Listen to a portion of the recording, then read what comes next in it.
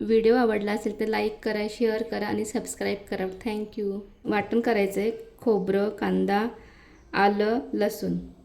हे अंडे उकडून घेतलेत. अंडी सोलून घ्यायची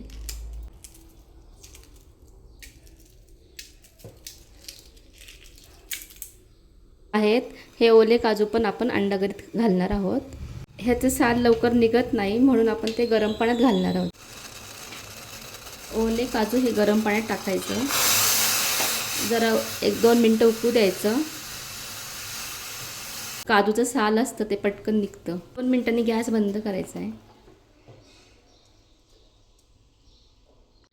पाणी थंड झाल्यावर काजूची साल काढून घ्यायची. गरम पाण्यामध्ये काजू घातल्यामुळे त्याचे साल लगेच निघतं. बघा, ओले काजू सोलून झाले आहेत. अंडीला अशी चिरा पाडून घेऊयात,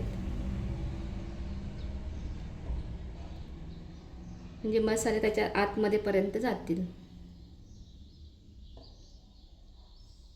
तेल गरम झालंय. वाटण घालूया आपण कांदा, खोबरं, लसणीचं.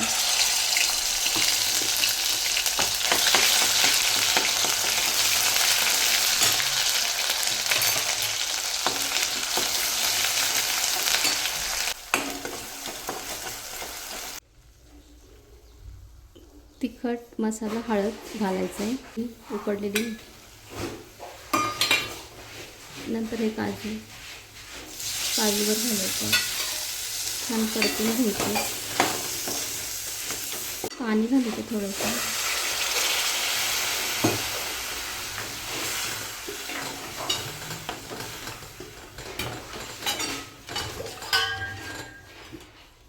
चवीनुसार मीठ घालायचं आहे.